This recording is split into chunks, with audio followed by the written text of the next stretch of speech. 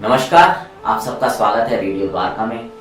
कृष्ण जन्माष्टमी बहुत नजदीक है।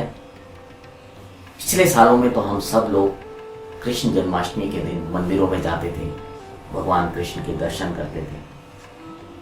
लेकिन इस साल ये संभव नहीं है क्योंकि ज्यादातर लोग घर पर ही रहेंगे। अब हमने ये सोचा कि क्यों ना हम इस बात को पूछें कि घर पर रहकर जन्माष्टमी किस तरह से मनाई जा सकती है। इसके लिए आज हम बात करेंगे प्रशांत मुकुंद प्रभु जी से।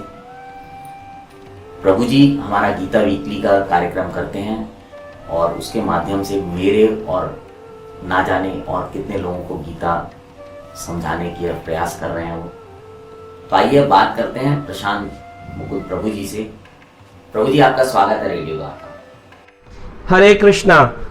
तो धन्यवाद देना चाहूँगा विशाल जी का, जो रेडियो द्वारका के माध्यम से आज श्री कृष्ण भगवान के इस अति उत्तम व्रत जन्माष्टमी पर आज मुझे बुलाए हैं विशेष प्रश्न उत्तर के लिए। जी विशाल जी। प्रभु जी, मेरा आपसे पहला सवाल है कि घर पर रहकर हम कृष्ण जन्माष्टमी कैसे मना सकते हैं? तो जो आपका प्रश्न है कि एक आदमी जन्माष्टमी के त्योहार घर पर रहकर कैसे बनाए, तो देखिए विशेष परिस्थितियां आई हैं इस बार कि लॉकडाउन है और लोग कोविड-19 के कारण घर से निकलना नहीं चाह रहे हैं। फिर भी हर बार भी अगर कुछ लोग घर पर बनाते हैं, कुछ लोग मंदिरों में जाते हैं, तो घर पर रहें तो भक्ति भावना को जागृत करके रखें। भगवान भागवत में कहते हैं मम पर्व अनुमोदनम, मेरे पर्व जो हैं, मेरे जो उत्सव हैं, इन्हें बड़े उत्साह से बनाना चाहिए। तो आप सुबह उठ कर के मंगल आरती कर सकते हैं अपने घर में प्रात में, जो कि ब्रह्म मुहूर्त के समय सुबह 4:30 बजे आप भगवान की आरती करिए।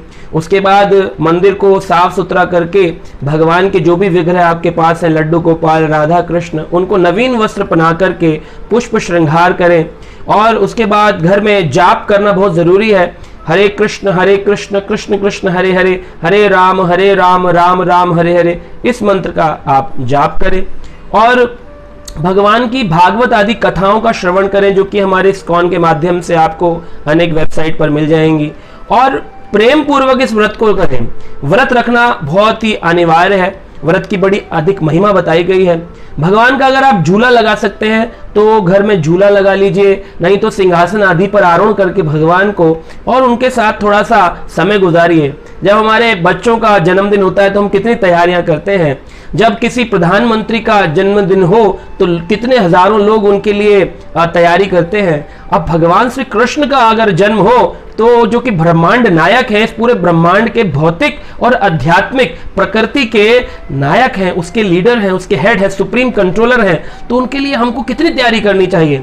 और दूसरा, बच्चों को हम संस्कार दे सकते हैं। सुबह सुबह उठा करके बच्चों को सिखाएं, कृष्ण लीलाएं सुनाएं, कृष्ण लीलाएं दिखाएं। और कृष्ण लीलाओं का मंचन हो सके तो घर बैठ करके कर सकते हैं। और बच्चों के साथ इस प्रकार से हम जन्माष्टमी की परंपराओं को आगे रखें, उनको इस भक्ति का ज्ञान दें। आज समाज का विनाश हो रहा है, बच्चों को पता नहीं है भगवान कौन है, भगवान का ज्ञान उनको प्रदान करें, गीता का पाठ करें, आदि ये सब चीजें कर सकते हैं। जी प्रभु जी, जब घर में मनाएंगे तो उस समय क्या हमें कुछ विशेष सावधानियां रखनी चाहिए? तो जो सावधानियां आप पूछ रहे हैं विशेष रखनी है जन्माष्टमी के व्रत में, सबसे मुख्य है कि किस दिन हम जन्माष्टमी बनाएं और कब से कब तक का उपवास करें। लोगों को मालूम नहीं है, कुछ लोग 11 अगस्त को जन्माष्टमी बना रहे हैं जैसे इस बार। तो ये हमेशा के लिए एक सिद्धांत पक्का कर लें कि सूर्य सिद्धांत पर ही सब कुछ निर्धारित होता है। तो दो विधि हैं, एक है समार्त विधि और एक है वैष्णव विधि। समार्थ विधि में लोग मिश्रित तिथियों की व्रत करते हैं, लेकिन वैष्णव विधि कहती है सूर्य सिद्धांत का पालन करना चाहिए। वैष्णव शास्त्रों में बताया गया एक व्रत होता है जिसे कहते हैं संपूर्णा, मतलब पूरा दिन तिथि रहने वाली है, उसे कहते हैं संपूर्णा। उसमें कोई मतभेद नहीं होता, सारा संसार एक ही दिन बनाता है। लेकिन एक होता है वृद्धा, जिसमें पुरानी तिथि वो दूसरी तिथि में मर्ज हो जाती है, मिश्रित हो जाती है। जैसे छठी में सप्तमी, सप्तमी में अष्टमी, अष्टमी में नवमी। तब कंफ्यूजन आता है किस दिन करें। तो इसमें सूर्य सिद्धांत लगता है, सूर्य उदय होता है जैसे 5:50 या 49 पर इस बार हो रहा है, तो 5:49 सुबह जब सूर्य उदय हो तो उससे पहले तिथि लगी होनी चाहिए। लेकिन जब हम देखते हैं 11 अगस्त को तिथि 9:09 से लग रही है, इसका मतलब इसमें सप्तमी और अष्टमी का मिश्रण है।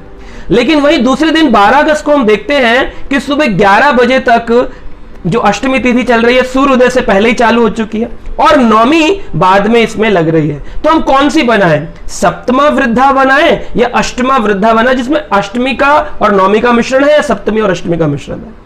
तो शास्त्र कहते हैं वासारम सप्तमे विद्धि दैत्यानाम पुष्टिवर्धनम। अगर कोई व्यक्ति पुरानी तिथि के मर्ज हो जाने पर, जैसे सप्तमी अष्टमी के मिश्रण वाले दिन अगर व्रत करेगा, आसुरी स्वभाव की वृद्धि होगी, आसुरी दैत्यानाम पुष्टिवर्धनम। और वही व्यक्ति अष्टमी और नौमी तिथि को अगर व्रत करता है, जैसे 12 अगस्त को है, तो उसके अंदर सत्वगुण की वृद्धि होगी, उसके अंदर भक्ति की वृद्धि होगी, भगवान के प्रति उसका प्रेम वृद्धि होगा, उसके जीवन में शांति आएगी। तो ये ऐसा कर सकते हैं। हाँ जी प्रभु जी, हमारे सुनने वालों को ये बताएं कि कृष्ण जन्माष्टमी का क्या महत्व है। देखिए, जन्माष्टमी का बहुत बड़ा महत्व है। शास्त्र बताते हैं कि भगवान जो है वो अष्टमी तिथि के दिन जन्म लिए हैं, है ना। रोहिणी नक्षत्र अष्टमी तिथि, भद्रपाद का महीना भगवान ने जन्म लिया है। और कुछ लोग कहते हैं भगवान प्रकट हुए कि जन्म लिया, तो प्रकट हुए थे वसुदेव और देवकी के कारागृह में।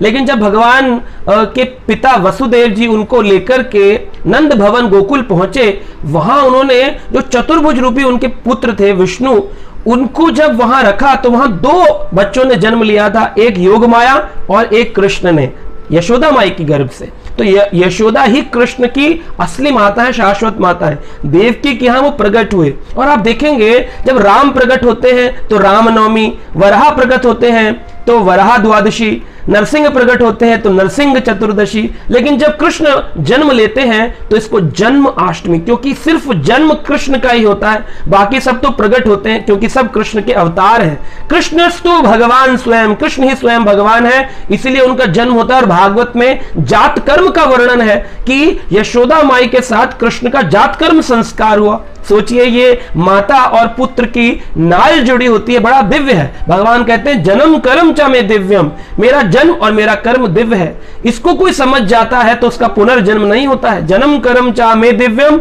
एवं यो वेति तत्वतः त्याक्त्वम देहम पुनर्जन्मम नेति ममेति सुअर्जुन। हे अर्जुन, उसका दोबारा जन्म नहीं होगा। लेकिन लोग समझते नहीं, लोग कहते हैं अरे विष्णु जी का अवतार है। नहीं, विष्णु जी को जब लेकर के वसुदेव जी पहुंचे नंदगांव, योग माया को उठाया तो उनको पता नहीं चला योग माया के वशीभूत होकर के कि वहां पहले से ही कृष्ण थे, और इन्होंने विष्णु जी को वहां पर लिटा दिया और कृष्ण और विष्णु आपस में मर्ज हो गए, मिश्रित हो गए।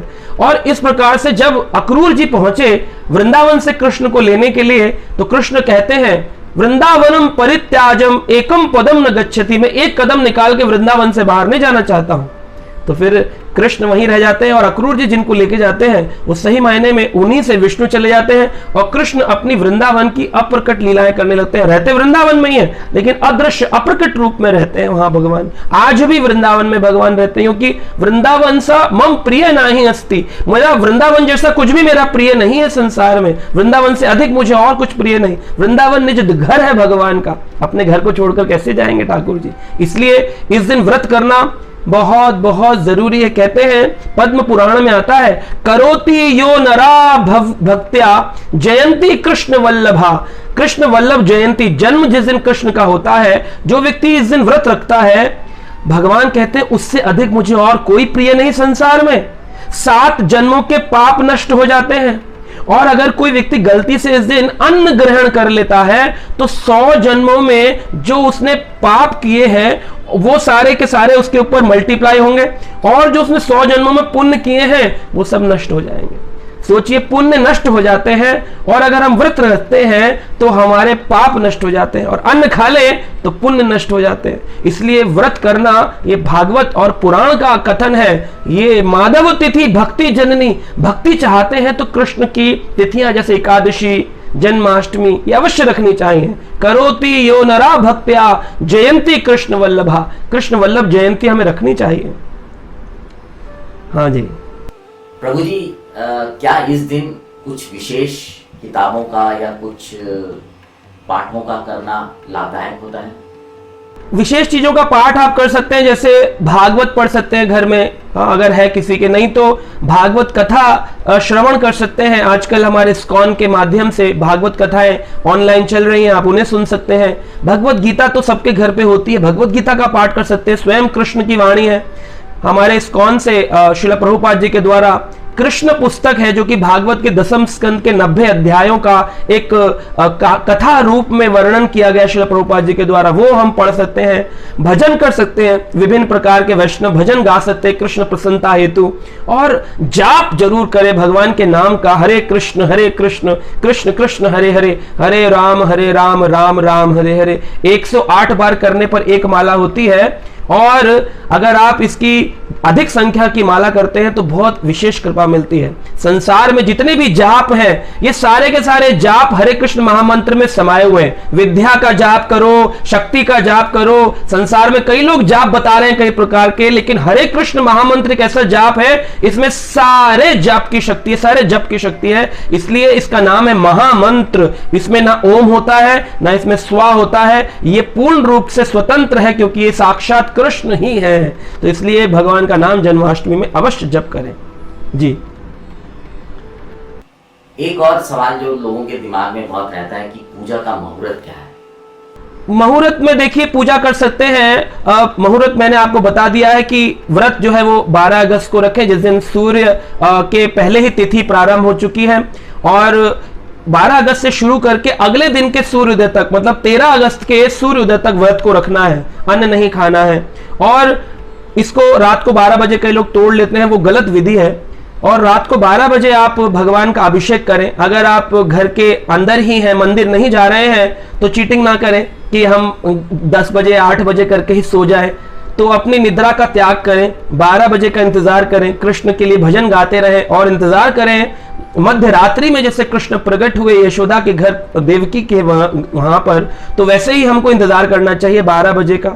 और 12 बजे फिर पंचगव्य बनाए या पंचामृत बनाए, दूध, दही, घी और गंगा जल और शहद, तुलसी पत्र, फलों का रस लेकर के बड़ी से एक परात में गोपाल या कृष्ण, राधा कृष्ण को बिठाएं और उनको बहुत सुंदर पुष्प अर्पित करके, मंत्र उच्चारण करके, अपने वस्त्र शुद्ध पहन करके हरे कृष्ण महामंत्र का कीर्तन करते हुए भगवान का अभिषेक करना चाहिए। और अगर आप मंदिर जा रहे हैं तो आप थोड़ा सा आधे घंटे पहले कर सकते हैं, और पंचामृत से अभिषेक करके आधे घंटे या 1 घंटे पहले करके, और मंदिर में जो हो रहा है अभिषेक उसका दर्शन कर सकते हैं। और अगर नहीं जा रहे हैं तो आप ऑनलाइन, इस बार हम इस्कॉन द्वारका के माध्यम से दिखा रहे हैं ऑनलाइन दर्शन, वो ऑनलाइन दर्शन कर सकते हैं आप अभिषेक का, और साथ साथ अपने घर में अभिषेक को चालू रख सकते हैं। पर करना 12 बजे ही है, उससे पहले करना ठीक नहीं है।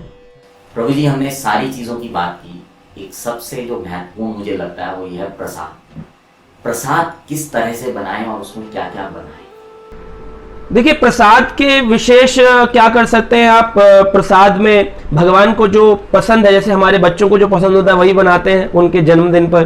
तो भगवान को पसंद है, भगवान को मक्खन पसंद है, मक्खन भोग लगाएं, मक्खन मिश्री बनाएं, मेवा मिश्री बनाएं, मेवा जैसे ड्राई फ्रूट्स हो गए। फल भगवान को पसंद है, नारियल की लड्डू, नारियल की बर्फी, नारियल पाग, पंचामृत, इस सब का भोग लगाएं ठाकुर जी को।